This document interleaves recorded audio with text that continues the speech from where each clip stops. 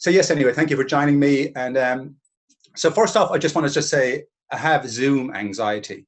It's taken me years to sort of build up my confidence as a public speaker. And when you're any artist that knows that's listening, or anyone that works with groups of people, when you're with people, there's a palpable human energy when you're in the room with them, and you can kind of feed off the energy and work with it. But technology, even though I can see your faces, I can feel that human energy, that human connection. So Zoom kind of creates an anxiety in me. And, so instead of my usual self where I just like to, wax lyrical and throw down, I believe if you're a philosopher, you should be able to sort of wax lyrical about your beliefs and what you've read and studied. You don't need to keep quoting people endlessly and so on. But I usually just throw down from the heart and just go with it. But I've written a few notes to guide myself tonight because, like I said, it's Zoom and I want to sort of stay on track with a particular point. I want to talk about orchestrating the ego. So anyway, yes.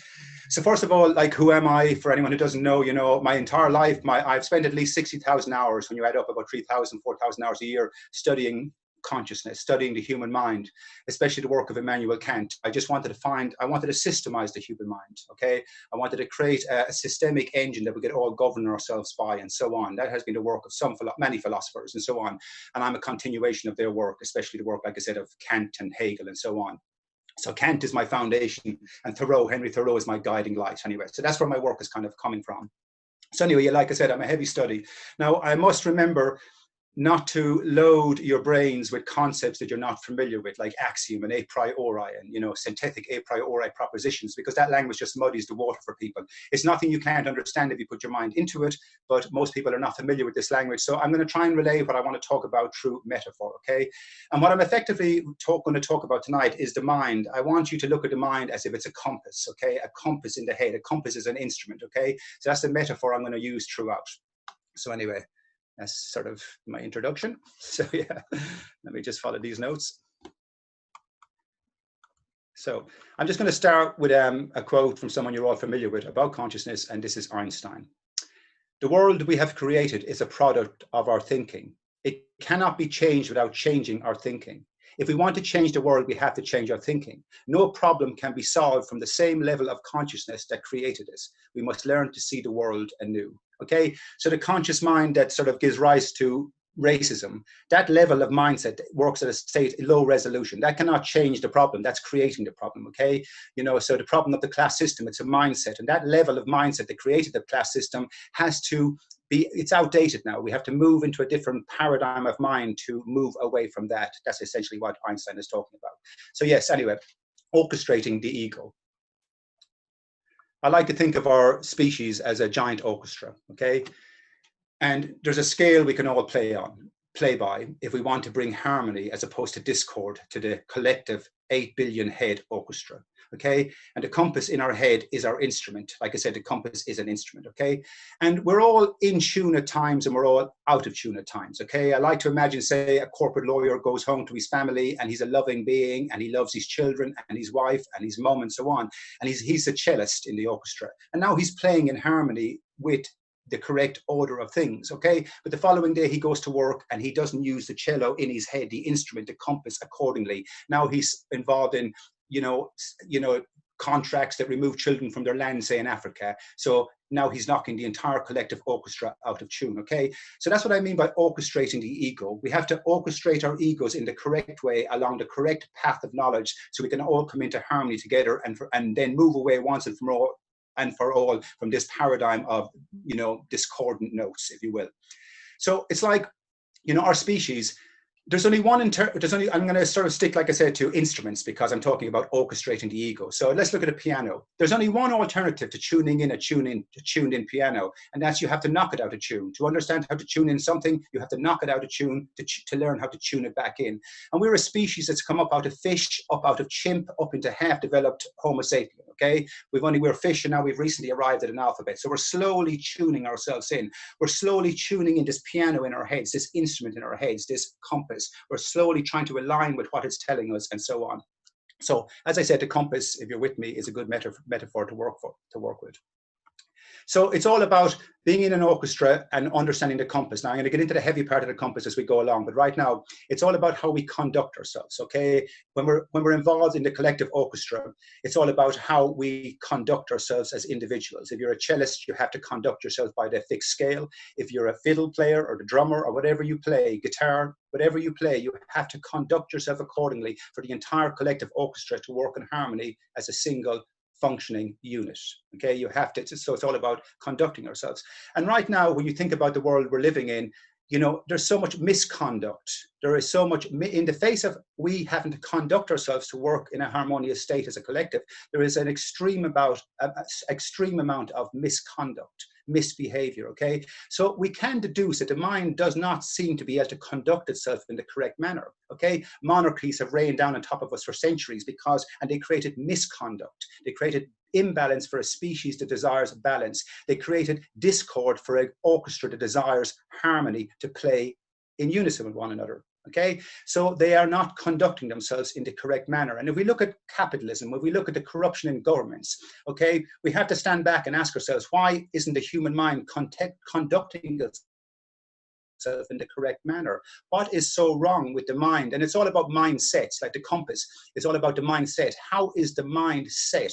The Christian mindset is set up a certain way. The monarchical mindset is set up a certain way. The racist mindset, the Nazi mindset, the Catholic mindset, the black mindset, the white mindset. There seems to be so many different mindsets, and we're all conducting ourselves by degree, and we're all creating misconduct by degree. So something fundamentally is going wrong with the instrument in our head, this compass. Now, when you think about a compass, just to stay with that metaphor, a compass is all about aligning with set positions. Okay, so a compass, in a simple way, you all know the compass of north, south, east, and west. The compass is designed to line up with those 4 fixed positions. So the compass in our heads, the compass in our minds, this instrument, to come into harmony with one another, we have to understand how it lines up, how it aligns itself in the correct way. We have to basically understand the north, south, east, and west of our sovereign nature, so we can come into accord with one another and play in harmony as a single unifying orchestra. Okay, so anyway, hopefully you're still with me. So anyway, so also, yes, so I just want to quickly allude to, because throughout this, I'm going to be just talking about throwing down different concepts. Like I said, I'm going to keep it as accessible as possible, but I want to just quickly allude to the concept of schizophrenia.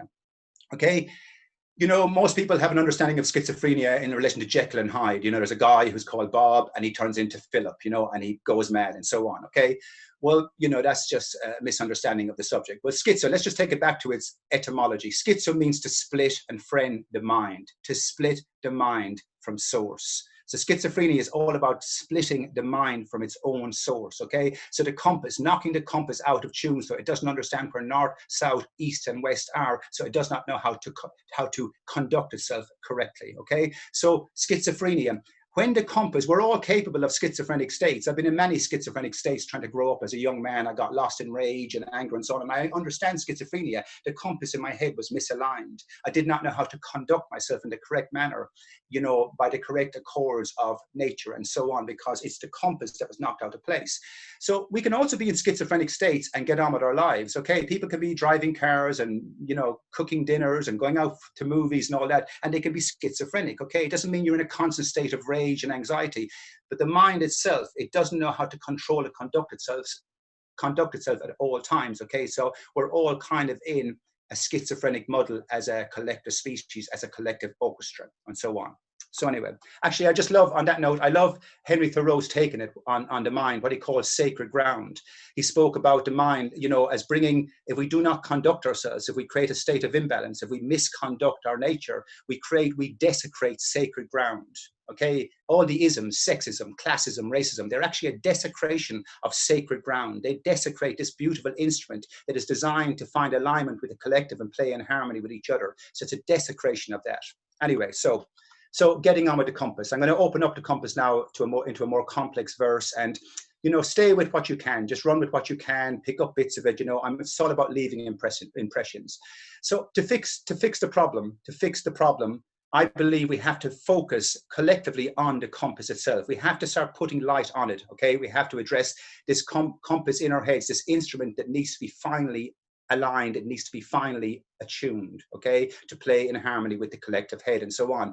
And one aspect of the compass is, you know, it's a sensitive instrument, and it's designed to know precision and accuracy. okay? It's designed for precision, because an orchestra plays with accuracy. It has a mindset that is precise around its scale, okay? So it conducts itself around the scale. So the mind can be precisely conducted around a fixed scale, okay? That's one point I want you to note, because that's important as I go along, okay?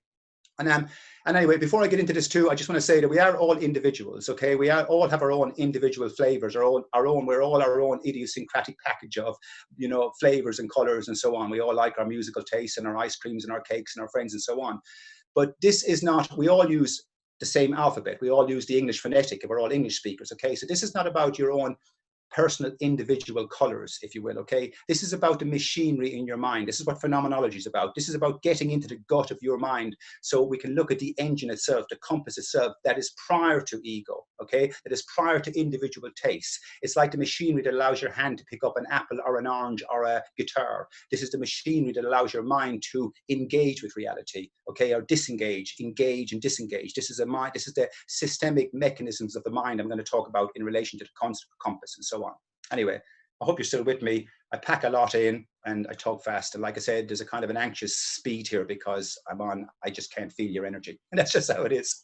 Anyway, so it's so what I'm going to talk about now, just to open up our view of what the compass might be and so on. I want you to think of these as kind of complex jigsaw pieces, okay? There's so much, I can go off into 1,000 tangents on each one of these points, okay? So I'm just going to leave an impression about these points in you, okay? And and I'm going to put a few complex jigsaw pieces together, and then I'm going to try and paint the whole picture about the compass and kind of sum it up and make it make sense. Anyway, so just run with these points. I'm just going to wax lyrical around them and just grab what you can from them, okay? So the first point, we're all prescribed to ascribe to the accords of nature in the same way, okay? So when I say throughout this that you have no choice but to concur with me, there's kind of an arrogance in that, an audacity going, you know, what the fuck is he saying? I have no choice, okay? But I have no choice but to go along with the fact that we all break down to molecules. I'm prescribed to ascribe to the accords of that fact the way that fact's forward. That's axiomatic, meaning it cannot be conceived any other way, okay? So I want to just show you quickly how the lens in ourselves, I'm talking about a single compass, a single instrument that's identical in every single person. Okay, you've got to note that point. This is an identical, it's like a microchip inside an AI robot. 10 million AI robots, but it's one identical microchip inside all of them. So this compass is one identical unit inside all of us. And this compass is what we are prior to ego, prior to the illusion of ego and the illusion that we are human beings, okay? This is what the ghost in the machine is, this compass that I'm about to talk about. So, like I said, when I say you have no choice but to concur, I have no choice but to concur, okay? So, for example, okay, we're all wired to an internal and an external view of the world. You all have an internal view of yourself, okay, and you all have an external view of yourself. That doesn't matter if you're Chinese or Russian or black or white, male or female. Every single being has an internal view and an external view. We all understand near and far. We all understand dead and alive, animate and inanimate. We all understand density and softness, solid and liquid, whole and aggregate, individual and collective, symmetry and crooked, harmony and discord, right and wrong, justice and injustice, up and down, and so on. So the point being is, this is, like I said, this is nothing to do with about whether you like jazz music or blues or ice cream or traveling, okay? This is just I'm just giving you a systemic view of your own mind and what's going on. So we are all aligned in this way. All minds, the compass is lined up, like every compass is lined up by north, south, east, and west, and every single one of us have a shape. This is a complex shape within all of us. Our mind is built into the universe. We're built into a dimensional universe. We don't fully understand the depths of that dimension yet, but we are all internally and externally fused by it, okay? So that's jigsaw piece number one, okay? So that's sort of how the compass, that's the garden the compass is sitting in, okay? The second point, okay? It's about language, okay? Language, what is language, okay? What am I communicating to you right now, okay? I'm actually communicating, I'm navigating, I'm communicating, I'm coordinating you around fixed positions, okay? behind our words, behind all this, this is just a phonetic, I'm blowing phonetic shapes, the English phonetics, okay? If I was speaking in Chinese or Russian right now, I would be blowing the Chinese phonetic or the Russian phonetic, okay? But I would be relaying to you fixed positions, okay? Like saying we're all internally and externally wired to the world is a fixed position, okay? You break down to molecules is a fixed position. Would you like a cup of tea is a fixed position. Would you like a cup of tea with milk is two fixed positions, okay? How do we get to the moon? It's a fixed position, okay? That's a bicycle, that's a chicken, fixed positions. No matter what way you take it, we break down to the quantum verse, that's a fixed position. Man and woman, fixed positions. Black and white, fixed positions. Harmony and discord, fixed positions, okay? So behind your words, I'm effectively right now blowing sounds, and in my head, I'm literally moving my compass around, okay, into a topology of fixed positions, because I'm trying to pull your mind into accordance with these fixed positions, so you can understand how the mind in relation to language is all about fixing itself and coordinating itself and navigating itself around fixed positions. Anyway, hopefully that point, that's another complex jigsaw piece. So yes, so and actually, just something else I've written here. We often hear ourselves, you know, does something square up? Okay, you know, it's something doesn't figure. You've all heard that expression before, that something doesn't figure, it doesn't square up. The monarchy doesn't square up, it doesn't figure, because it doesn't figure around a fixed configuration of fixed positions. So that's just to nail it home. This is even part of the mathematical framework too, configurations, how we square configurations up, how Einstein squared up the configuration of relativity and so on, E equals mc squared, all fixed positions. No matter how complex we get. Immanuel Kant was extremely complex, and it was just a whole field of complex fixed positions, okay? So the mind has a tool for squaring itself up. The compass is a tool designed for alignment that can align itself, that can square itself up, and it can understand that something doesn't square up. This is why we understand capitalism doesn't square up. It has no fixed configuration in us, so it does not figure. Monarchy, by the same token, or Catholicism, the Vatican, it doesn't square up. It has no fixed configuration within us, okay? We cannot find figure with it. It doesn't square up. It doesn't square to a circle. It doesn't square to a complete framework in our heads that we can all hold a chord by and come into harmony together by as a single unit, and so on. Anyway, and this all relates to a compass, like I said, because this is all about, compasses are all about north, south, east, and west, which are fixed positions. And I'm showing you that mind is in an internal garden. It's wired internally and externally into this garden, this universe, okay? And it is squaring itself up with an ocean of fixed positions while it tries to find itself, you know, while it evolves out of the dark to know itself in a more broader way, and so on. So anyway, jigsaw piece number 3. Like I said, I pack a lot in, pull what you can out of it. I'm just trying to leave impressions.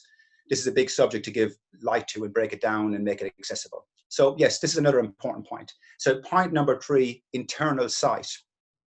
This is a really important point, okay? Our eyes don't actually see anything, okay? I infer that you're there, okay? These eyes are just lumps of jelly in my head, if you will, okay? And they filter light, okay? My eye in my mind can internalize the fact that these eyes merely filter light. They filter position and place, if you like, proximity, and they filter the fractals of light that we see, but we see internally. So let me explain. We actually see everything internally, okay? The compass aligns with what is, and in that alignment, we get what I call internal sight, okay? So like I said, 1 second, I'll just say, go back to this. We infer everything around fixed positions. So I can close my eyes right now and feel into the fixed positions of a human being, okay? We have skin, we have nose, we have eyes, we have hair, and so on. And then I can move into the abstract verse of that. I can still see it. I can wrap myself, align with all the inferential fixed positions that bring me down to heart, down to lung, down to blood cell, white blood cell, down to molecule, down to atom. These are all fixed positions that I internally structure my mind around, because I can't actually use my eyes to see into the molecules. My mind is actually internalized around the molecules, okay? That's because, for example, take World War II. I can't see World War II in front of me right now with these eyes, okay? I can't see it, but I can internalize, I can wrap my internal compass around it. All the structural positions, Hitler was in position, 6 million Jews, that's a position, okay? Oppression, that's a position, deceit, that's a position, bullets, that's a position, and so on. So it's an entire spectrum of fixed positions in my head. I have internal sight around World War II. I have internal sight around what capitalism is right now. I can fix my mind internally around all the fixed positions. Now that is way beyond this eye, okay? This eye in here can internally move backwards and forward through time. We can move back to the idea that we were once chimp, that we were once fish, that we became chimp, that we moved in slowly into alphabet, into complex versive language, and so on. We can that's an internalized view. So this is how complex the compass actually is. The compass can internalize, and it can internalize what it sees, and it can internalize it in relation to past, future, and present states, and it can internalize huge spectrums of knowledge. Okay, so the seeing eye is actually a huge tool.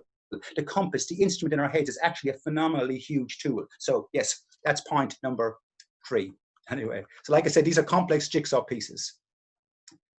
Okay, so point number 4, okay, that we are naturally designed to abstract. Most people don't understand what abstraction is, okay? Abstraction is a big part. We're all actually entities who are capable of abstraction. So I've been abstracting all along. Your mind is naturally in an abstract state like right now. So let me explain. So right now, in an ordinary state, if you will, you can see me, I can see you, we can see your skin, you can see my glasses, you can see my room, we can see each other, okay?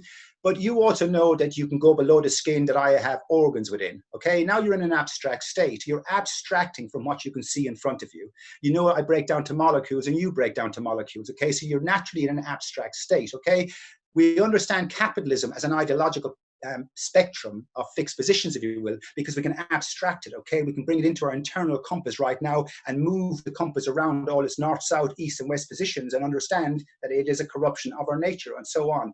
So we all understand how to abstract. So the compass, like I said, is a compass for squaring itself up around fixed positions, okay, an ocean of fixed positions, and it's capable of abstraction. It can abstract every single issue it looks at. It abstracts chemistry, it abstracts biology, it abstracts spirit. The reason we understand we have a spiritual nature and a biological nature and a chemical nature is because we can abstract, we can fragment the picture and hold it as different categories and so on. And so this is why we're all capable. It's our natural state to abstract, okay? This is our natural state. So 5th point. So this is where it's going to get very systemic, okay? Because this is what my work is really being about. So the idea that we all see systemically. This is the key to understanding how the compass works, okay? Because like I said, the compass, it's all about lining up with the north, south, east, and west of our nature. It's all about lining up internally with fixed positions, okay? So the system within, like I said, it's a single unit within all of us. It's a single instrument, a single compass as a metaphor within all of us, okay? So let me show you how it works, okay? Behind the voice, behind these modes are in play. What I'm about to talk about, these mechanisms are in play right now while you're engaged with me, because engagement is a mode of the mind. The idea we can engage with this conversation, you can engage with TV, you can engage with sci-fi, you can engage with friends, you can engage with food, or you can disengage. I can engage with yoga and disengage. I can engage with meditation and disengage. So this is a mechanical field to the mind, okay? I can engage with science, I can engage with philosophy, I can engage with history, and I can disengage. Engage with numbers, 1, 2, 3, 4. I can engage and disengage, okay? I can engage and disengage. And this is a very mechanical, intuitive feeling of the mind because it's a neutral feeling. It doesn't, you can engage with ice cream or friendship or whatever you want to, but this is a mechanic of the mind. So I'm going to talk about, these are utility modes, utility mechanisms, okay? And this is what gives our mind, gives our conscious eye agency, body, volume, and so on.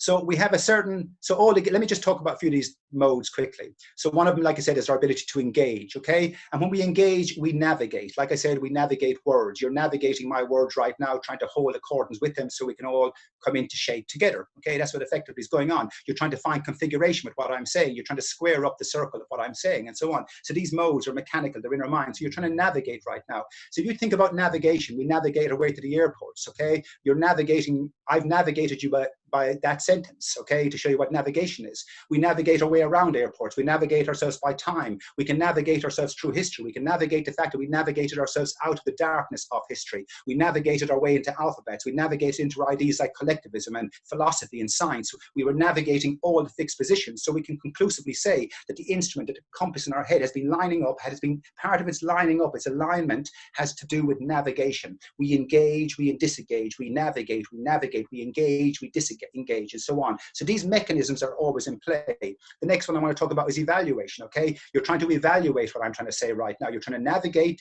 what I'm trying to say. You're trying to evaluate it. You're trying to square it up to find total configuration with it, okay? So the mind is working in this order. Okay, these are mechanisms of play. And organization, our ability to organize the mind internally around what we see. Mediation, the idea we can mediate our way into states of meditation. Mediation is another mode of the mind. We mediate our way into chemistry. We mediate towards the core of things, trying to understand the core of chemistry, the core of biology, the core of metaphysics. We mediate our way forward. So that's another mode of the mind. Okay, and one more mode I just mentioned for now is adding, our ability to add things up. Okay, you're trying to mediate what I'm trying to say, so you can move into the core of it, find a medium and add it up. Okay, so you can find configuration with the square of what I'm saying.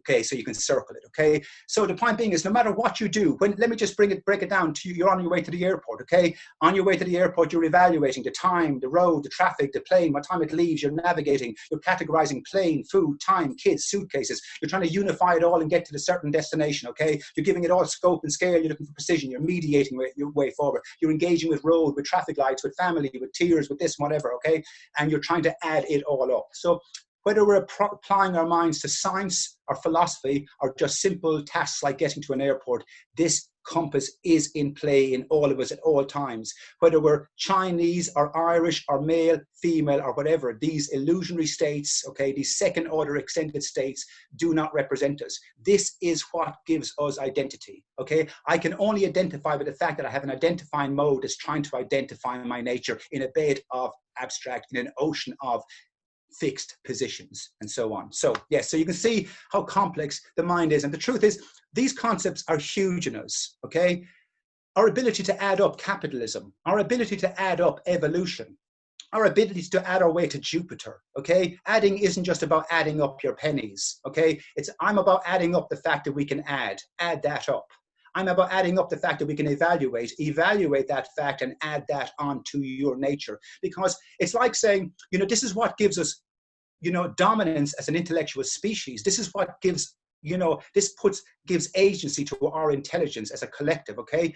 There's so many people who have been demeaned and put down in the school system as if they weren't educated, okay? So an analogy, if Bruce Lee can't spell Kung Fu, he loses a point. But the fact that he can do Kung Fu is the intelligence, okay? So if you can't spell evaluation in school or navigation, you lose a point. But the fact you can do the Kung Fu of navigation and evaluation and adding, okay, is where your intelligence lies, okay? So this is what gives us intellectual grounding, okay?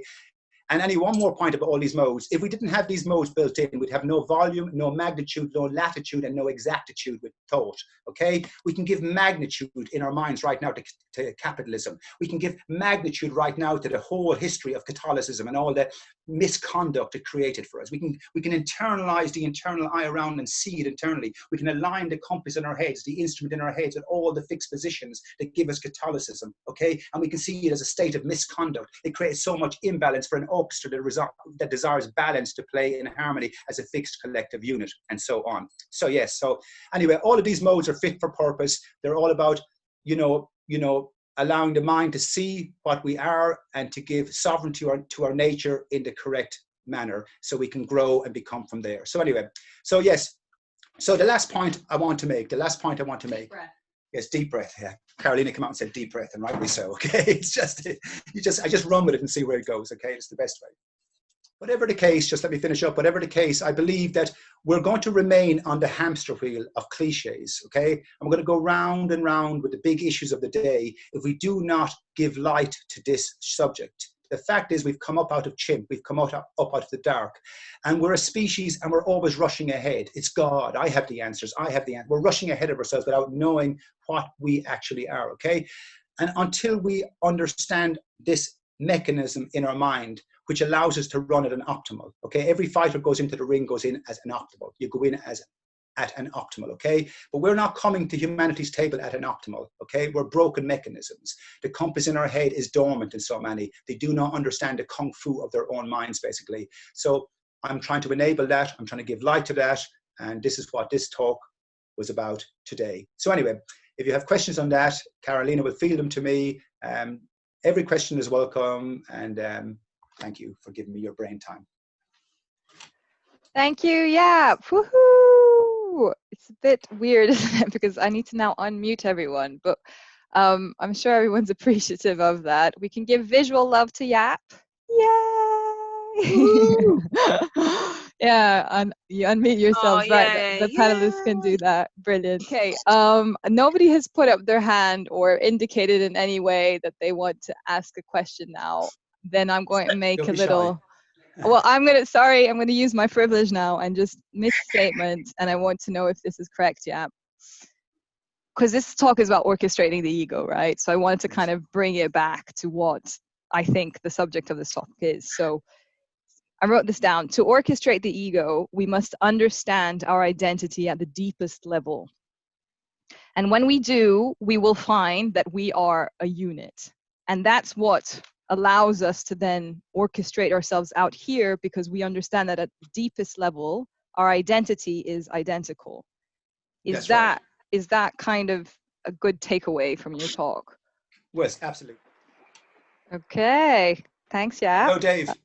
Yeah, Dave wants to ask a question. You're up next, Dave. Go for it. Do you know how to unmute yourself? Yeah, brilliant. Yeah, I've done. Yeah, thank you, mate, for taking the time out to do this. First off, Pleasure. Thanks for taking the time to tune in. Always, always.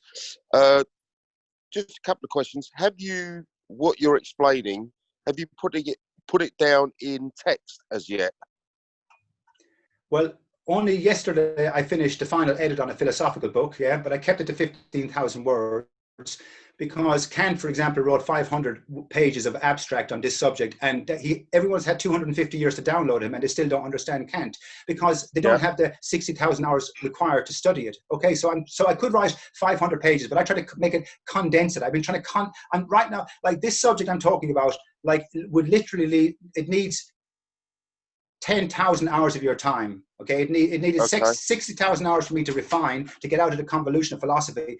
But it's like kung fu. You can't learn it in an hour. You can't learn to play guitar in an hour. Okay, you can't learn to play the violin in an hour. Okay, but you can still get an impression of the guitar within an hour. You can still get the impression of things. Okay, we're all bright beings. Okay, so I have written it down. I'm going to be putting it up online soon. I put up my website of all about the systemic side of the mind and so on.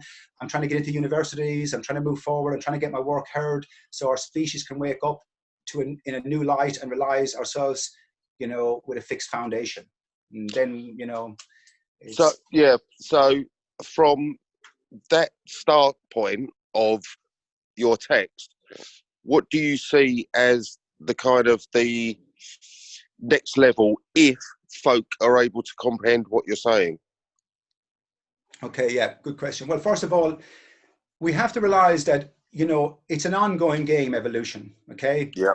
That, you know, some people still believe the world is flat, okay, while other people are onto quantum entanglement, okay? It all moves by degree. Rainforests grow by degree, you know, language came about by degree. Our understanding, our shape of things, the compass is aligning by degree. It's all degree. Evolution is all about degrees of movement, degree. The I develop by degree, okay? So knowledge is developing by degree, and we'll move forward by degree. It's all about degrees, and each of us try to enable, you know, people to move forward on that path of degrees and so on, okay? No, it's another click.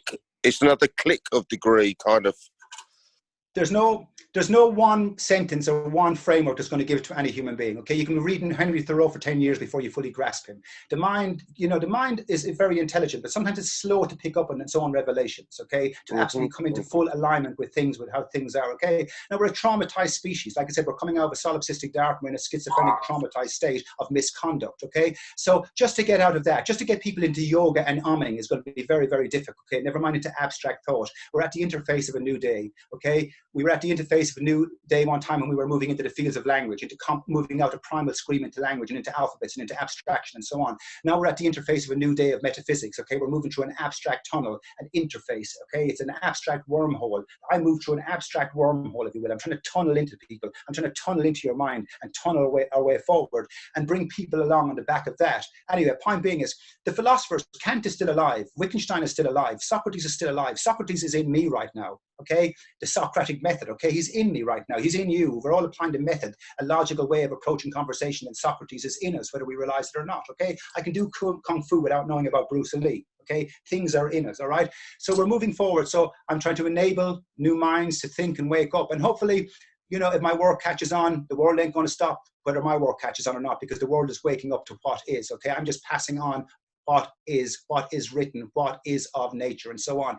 So this is all about, it took the alphabet centuries to come into fruition as a refined framework, as a refined psychotechnology. And it's going to take this millennia to come into fruition, okay? I want to get to see the full fruition of this system when the entire collective are working in harmony by it, okay? But we must enable, make each other cups of tea, hold each other, support each other, and so on. And we must all promote the good, okay? I promote the good. We must promote the good, the positivity. The Jordan Peters is anyone who brings good, okay? We must stop looking for the holes in each other and try and look for the whole, so we can move away from this shadowy world into a more beautiful day. And that's going to take time. And this is part of it. Thank you. I appreciate that. Thank you, mate. I look forward to the text, because I'm still working through stuff that I downloaded from Planet Yap 15 years ago. So I'm still working through that too. bless you, mate. Much Thanks, love. Dave. Yeah, much love, Dave. Cheers, guys. Does anyone else want to ask a question, or shall I abuse my privileges again? Okay. So so I was just thinking to myself, well, how would I explain the essence of your philosophy to like the person on the street, the lay person? How does this impact their life? And it might be, maybe it's a bit of a complicated or difficult question, but I was trying to think that, how does this impact their life, basically? Yeah. Well, there's a meaning crisis, an existential crisis going on right now for the collective, okay? So everyone is impacted by the world they are occupying, okay? Everyone is in an existential crisis, a meaning crisis, okay? We've lost ground with what sacredness is. Some are on the way back, some have found it by degree and so on. So how will it affect people? Well, for example, if you talk to them about, their bodies and eating good food, okay, and living a healthy lifestyle, okay, that's an optimal way to run for people, okay? They'll get a better feeling about life if they optimize the body in a more healthy way, and so on, okay? So we can optimize our minds in the correct manner. Like I said, if the class system is not an optimization of the mind in the correct way. It doesn't optimize all the factors that make us human. It just doesn't, okay? It's an abomination of our nature, okay? It's a corruption, it's a misconduct of our nature, and so on. So to run it an optimal, okay, rules out the class system. Once you understand 1 + 1 = 2, you don't continue on the road of it being 3, and so on. So once we understand that we're all, built with the same phenomenal, majestic system within, okay, you cannot draw a class distinction through genetics, through language, through biology, through chemistry, and you cannot systematically draw one. You cannot draw a distinction in that way. So when we understand this, when we run an optimal, like I said, we come into refinement as a species, we come into a harmonious state, and that leaves behind it all inequality, all poverty, all war, all corruption, all hierarchy, all snobbery, all sexism, all racism. It gets left behind because we are working at an optimal. So it's all about understanding the kung fu of the mind, okay? People either want to understand the inner system, they want to understand the steering wheel of their own car, okay? You're all driving around on an existential highway, and you're all lost, okay? Because you don't understand the steering wheel, okay? And you can still drive in a relative way and have a relative understanding and enjoyment in life. But if you want to run it in optimal and have the best sense of what you are in this realm of existence, well, I suggest you get into your heads and understand it in a systemic fashion. Just to jump in there. So I guess one of the ways it becomes really relevant is in today's conversation about Black Lives Matter, basically, and any other conversation about racism. But that's one that's, I guess, racism or any form of division. But I guess what you could be going out on streets now and saying is, ultimately, we are one being. Forget one people or one species. We are one being, and there is no distinction that you can draw that's based on ego, as in color of skin or taste or preferences of sexuality or gender, that will get in the face of that truth that we are one entity, basically. That's right. We are one entity about to play by one scale. We should be saying, what do we want? An axiomatic scale for the human mind. When do we want it? Now. Okay. So let's look at the Black Lives Matter or the Me Too movement. Okay. The energy was needed. Okay. People burst out. It's a statement. Okay. People, it bursts out in myriad ways, and it's all, we can't control it. Okay. There's a feeling of indignation in people because we're in a state of schizophrenia. Okay. There's a collective problem. There's a collective core problem, okay? But we've all been running around like headless chickens, okay? We're guided by degree, we're on target by degree. You know, we're pointing at the institutionalized racism and so on. Okay, so by degree we're on target. Okay, but nobody really has the answers to how to fix it. And that's why it'll dissipate again and go back under the carpet and brew again as a state of bubbling indignation. And we'll keep going round and round on the collective hamster wheel until we understand how the mind is designed to systemize, to find symmetry with the geometry of things and so on. Okay, so nobody in the last few weeks, as much as the energy was beautiful and poetic in so many ways and intellectual in so many ways, okay, we need to stop, okay, and go, actually, what are we fixing? What is our collective blueprint? Until we have a fixed, you can't build a house with 8 billion different random points. Okay, the house never gets built. You need a fixed blueprint. You can't bring an orchestra together with 8 billion people with different opinions going, I want to play cello and I want to play this tune and I want to play that tune and I think they're racist tunes and I think they're class system tunes and I think they're Nazi tunes and I'm for the Nazi tunes and I'm for the, you know, there's so much, it's a quagmire, it's muddied waters, okay, because there's no fixed blueprint. So you can bring 100 musicians together around an orchestra, whether they're black and white, Chinese, from any class system, but they can all align the compass with the scale, the fixed scale that's set in front of them, okay? So we can align with fixed scales. We can align with the symmetry of things, okay? So when we wake up to that fact, when we actually get into the phenomenological gut of our minds and get serious about our own nature, no more half measures, okay? We're headless chickens until we align with this fact and refine it. Thanks, Yap. Every single human being can play the same tune. That's what I'm going to take away from that. And now I'm going to pass over to, I'm passing over to Rami. Hey, Rami. Hey, Yap. Hey, Rami. I can't see you, Rami. I can't see you. I can hear you. That's all right. You're not missing out on much. Okay.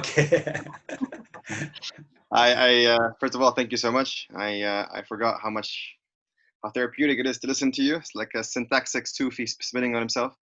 When we look at systemizing the mind and playing ourselves to a common scale to understand each other, how can we inform each other without being prescriptive, since ultimately prescription is nothing more than the attempt of applying one scale onto the other, and that's how, as you say, like schizophrenic beliefs and schizophrenic philosophies come by. So like, how do we find a common direction for a common compass to understand each other without one being too prescriptive onto the other?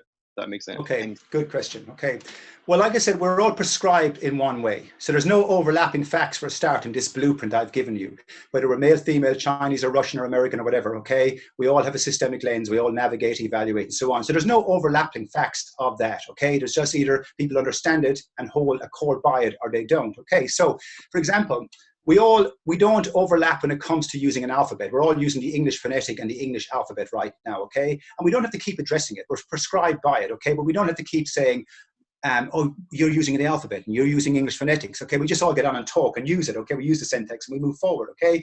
When we're adding things up, we don't all point out that we're using mathematics and we're abstracting them. We're using adding and subtraction and multiplication. We just get on with adding and so on. We don't have to analyze it. But when we're breaking down our nature, when we're getting into the deep dark of our nature, like Carolina said, to identify with what we are, we have to break it down. We have to abstract it, okay? We have to transcend ourselves, transpose ourselves into the entire spectrum, categorize it, evaluate it all, and then put it all back together as a fixed orchestra and so on. So we're only overlapping because we don't understand how to systemize. Systemizing takes out semantics. Okay, this is a really important note. Systemizing removes the semantic, okay? When we decide that we square things up, there's no semantics about that. When we are evaluating, there's no semantics in that spectrum. When we are navigating and coordinating and optimizing, there's no semantics in that. There's nothing there to muddy the waters, okay? So the system itself is pure. This is why Kant was looking at it. It applies to mathematics. We evaluate maths, we systemize maths, we optimize maths and so on. The same with science and so on. So there's no overlapping factors in this field. This field is immutable, it's axiomatic, it's pure, okay? So what we have to get is people to understand the system, and then all the overlapping and all the semantics and all the misconduct and all the corruption of mind is behind us forever. Thank you. Thanks, Yap. And Rami. Do you want to ask something else, Rami? Are you okay for now? I'm hand on pen, so let me continue with my notes. Okay. Well, then I will welcome Sarah. Sarah, we're going to promote you to panelist. This doesn't mean that you need to do anything that, it doesn't give you like any extra demands on you. It's just for you to come and you can speak. You can then, join the group and speak to us directly, as opposed to being all alone by yourself in the Nat and D pool. Okay, so I'm promoting you now. Cool, so she's joining. Does anyone else wants to ask a question? Yeah, I'll ask a question. The main thing that I want to say is what I wanted to ask you was probably what is it you're proposing as with this orchestration, this you know, it's almost like you're taking the lead on something here, and I'm maybe just go back into a rant and find out what that was. Yeah. Well, what I'm proposing, thanks for the question, and nice to hear you, Rob. We must catch up properly soon.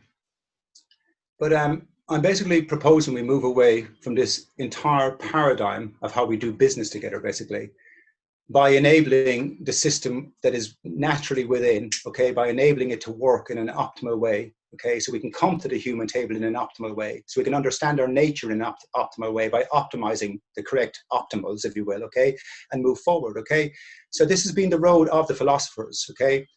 While people have been living their lives and partying and bringing up their children and philosophizing themselves around fires and so on, and poeticizing and intellectualizing, it has all come about on the back of the philosophers. We brought the alphabets into play. We brought concepts like concept into play. We brought concepts like conceptualization and complexity and perplexity and metaphor and semantic, okay, and linguistics and phenomenology and psychology, because we're farming the human psyche, okay, and we do it because we love the species, okay, just like farmers who farm food and nurses who farm health, okay, firefighters who farm safety. Okay, we're a phenomenal species. We're a transcendentally, phenomenally brilliant species. Okay, but we are, you know, we're a species of half measures at the time of talking, okay, in relation to what are full measures, okay? So we either want to live in a paradigm of half measures forevermore, or we want to move away from this paradigm of half measures and move into a paradigm of full collective measures, okay? A full measure of what we are. So the philosophers are trying to find, on that note, a full measure of what we are.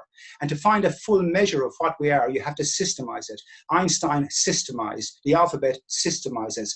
Our understanding of molecules is systemized. Our understanding of women's history is system. If it's correct and truthful, it's systemized, okay? So we have a systemizing tool. So to understand the mind itself, we have to systemize the position. So the mind has to turn in on itself, what we call apperception. It has to start systemizing its own nature. And one of the things it does as its own nature is systemizes. Okay, you can identify with that. So the very fact, this is our blueprint. And after being in the dark for 1 billion years, okay, and I'm building on the back of many great philosophers, okay, I'm building on the back of many great philosophers who have been behind closed doors, like nerds, cosmic nerds, trying to figure out our nature, okay, so we can enable one another, okay, so we can enable better and broader understanding, so we can give more scope and scale to what we are and move forward out of the dark. And that is what we've always been doing. And if the philosophers hadn't done the work in the dark, we would still be in the dark. Okay, so I'm about enabling that. I'm about enabling Thoreau and Immanuel Kant still, and Hegel. I'm about enabling Socrates. Socrates still hasn't come into full fruition, but every correct decision we make has Socrates in it, the method, and so on. So I'm trying to enable a more symmetrical world. I officially declare the night over for now. Love you Yay! all, and this is Stop Recording, but we'll still be Wicked here. awesome, guys.